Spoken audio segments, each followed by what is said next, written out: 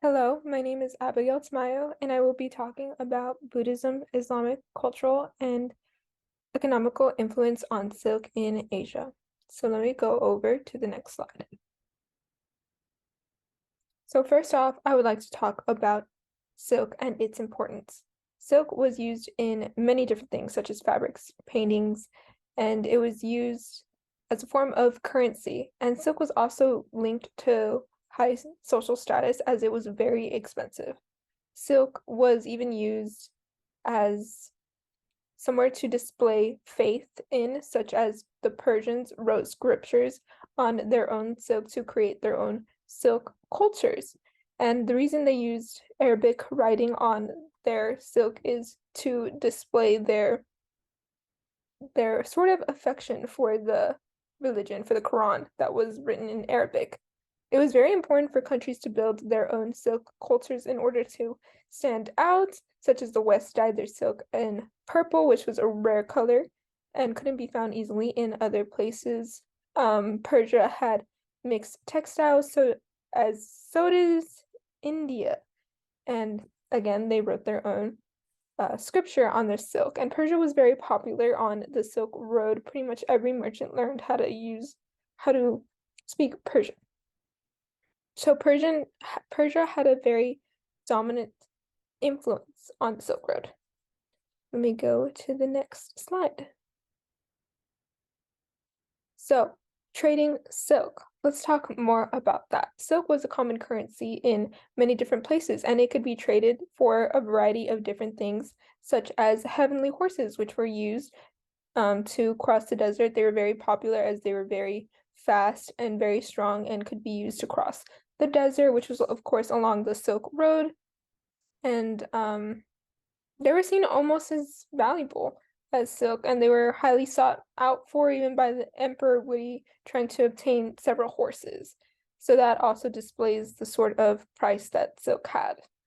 And this specific saddle that's right here on the right corner that can be found at the Met Museum in a set with other several different things is of great importance because it is made out of silk, which displays very high social status. And if you can see on the saddle, there is a dragon there, which was thought to be heaven's guardian.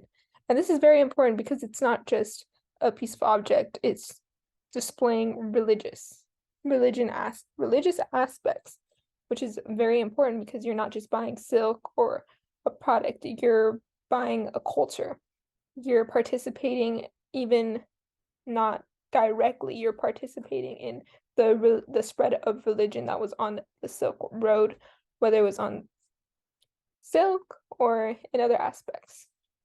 So, trading silk, you could also establish relationships with silk as well, since silk was very important. For example, China could give another country or place some silk, and they would agree to not attack them. Silk could also be used as an arsenal, as was described in an article in the Met Gala that China used silk to its advantage to establish just friendly relationships, as the Silk Road was very long and it was a very dangerous road and to travel in larger groups, which was very important. Let's go over to the next slide. So again, let's talk about silk creating peace because this is a very important topic on what sort of cultural or social relations that China or other places made with each other. So according to the museum, silk was used to trade for peace. And this was important to keep more trade in different places alive. You're trading cultures, you're trading food, you're trading many different other things. And silk was a guide to almost do all of these things. And of course, keeping relationships allows the trade to keep on flowing, the money to keep on flowing as well, the influence to go even farther. So peace and harmony were also allowed and more influential for religion and other cultures, which trade does. Because in Buddhism, peace was a very spoken part about the religion and harmony, which of course they didn't want fighting. So this made relationships easier to establish through silk. Silk can also be used as gifts to send to people to persuade them, to give them certain ideas to keep the trade alive as well. Let's go on to the next slide. So silk culture in Persia. Silk, of course, again, was related to status, and with Persia's a social association with the Islam religion, which preaches modesty. This was very hard for Persia to obtain because they follow a religion, the Islam religion, which is very focused on modesty, and silk was thought to be linked to high social status. So it could be thought of as pompous, and they still want to be influenced and deal with silk. So how are they going to get around this? They were going to mix the silk in other textiles.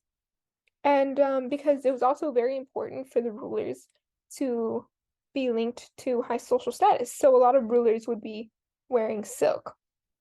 And because Persia couldn't do this outright, they mixed it with other fabrics as a demonstration of faith to still be associated with the religion and the cultural aspects of it. So let me go to the next slide.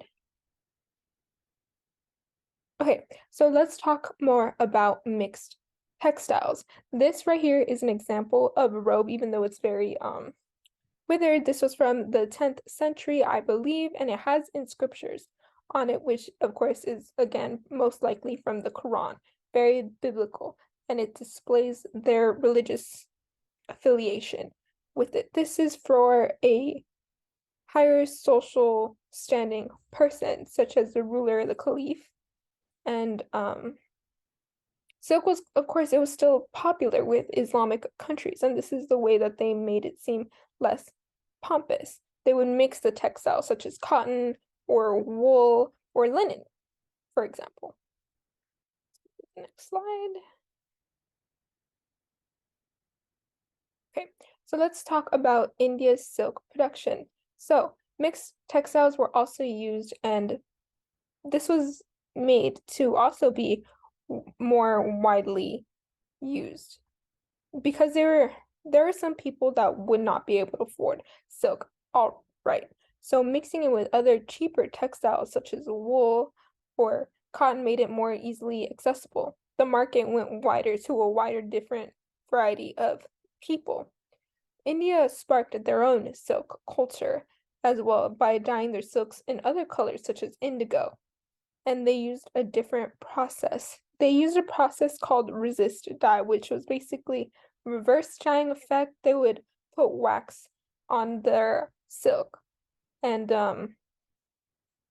making a different culture. Silk, a specific silk culture related to your country is important because it is important. It is important because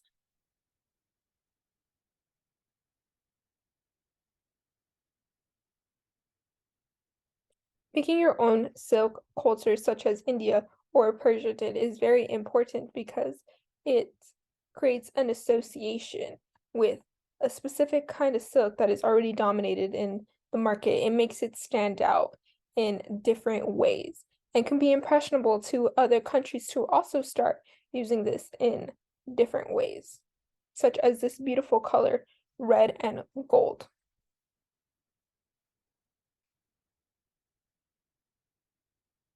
So let's talk about religious ideas based on silk. So trading was welcome in Buddhism as monasteries were held as trade centers. So unlike Islam, which Islamic religion, which was less ideal to start trading, in Buddhism, it was quite welcomed and even encouraged.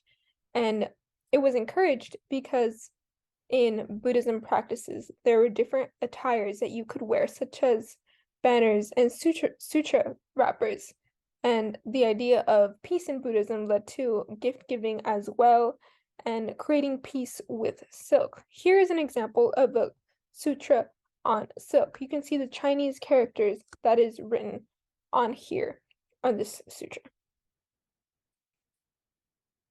Let's go to the next page. Okay, so the dynasty and the time period was also very important on the timing of silk, as different art was always changing on what was popular, such as different animals. Floral effects were also very important. This here on the bottom left of the screen has different birds, it has horses on it, and the floral pattern, which is directed towards different dynasties. There's at least 3 different dynasties in this specific um, in this specific um, piece of fabric here. So the Yuan and Han dynasty were used in this one. And seasonal imagery is also important and shown on the bottom right in here, as there are shapes in this fabric, and that is usually to signify a new year. And it could be different, it could be influenced on the different time period. People might buy specific sorts of silk that is tied into different time periods, that there might be different. People are very impressionable by the time period, and I think it is very interesting that you can tell by looking at specific fabrics what kind of what time period dynasty they were influenced on by just looking at the parrots. The parrots were one dynasty that were influenced, the parrots and the birds. Another one was the horse, the rabbit, and deer, which is also influenced by a different time period, as well as the floral background, which is the most recent Yuan dynasty. And different seasonal imagery can appeal to a variety of different people in different times, that there is some seasons that could be more popular than others with certain different places, and they even had their own, even North, Central, and South Asia had their own different styles in what was popular and what was trending with the people and what the people most likely bought in different time periods as well. And that is the end of my presentation. And I want to emphasize on why this is important, because this is silk, but it is one of the most important, silk was one of the most important trade items in Asia. And this was important because, in conclusion, silk was very impressionable, whether it was religion or cultural or their economic status, as silk had so much influence on so many different aspects of life in Asia, in many different parts. It was impressionable to different countries, and the countries wanted to thrive economically. So they